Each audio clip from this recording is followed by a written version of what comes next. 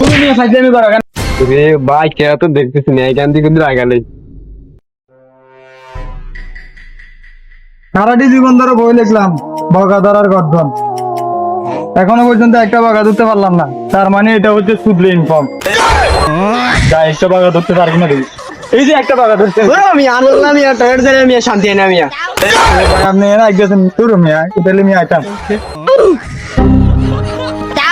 আমি ধরতে গিয়ে বগা খেলছি, মানুষের কত লাতি ঘুষা, মানুষ হাঁকতে বসছিল, ওখানে আমি ডিস্টার্ব করছিলাম।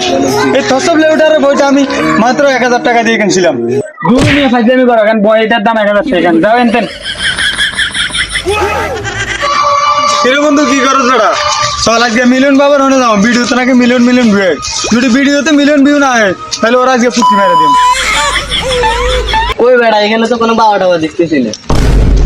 হাট থেকে পেয়েছি ব্যথা, তাই তো লিখলাম জনি দাদার বইটা। তোর আলার আলা তুই গাছ তলা বই দেখলে তোর কেউ দেখবে? কই দেখি বাবা আপনার বইটা দেখি। এই দেখো আমার বই। কি লেখা আছে এই বই? আরে এই বইতে তো ঠিক মতো 2 পাতাও লেখা নাই। এই বইটা আমি বানাইতে আমার অনেক পরিশ্রম হয়েছে। এই বইটা তুমি দেখো। আচ্ছা দাঁড়ান আমি করে দেখি। পাবলিককে পিছন মেরে দেওয়ার 100টি টিপস এন্ড ট্রিক্স। এটা কোনো বই হলো মিয়া? এই বইটার দাম হয়েছে 1000 টাকা। আচ্ছা ঠিক আছে, টাকা হোয়াটসঅ্যাপে পাঠাই দেবো। চল।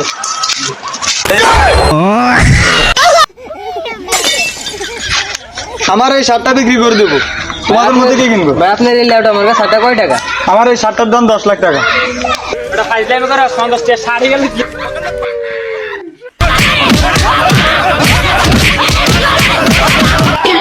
আমি করতে গিয়ে ভিডিও পাবলিকের হাতে খাইছি কত লাতি ঘুষা, তা তো আমার হজম হইলো না। তাই আমার আইডির নাম দিলাম থসব লেউটা। আমার এই শার্টটা বিক্রি করে দেবো, কে কে কিনবে তোমরা?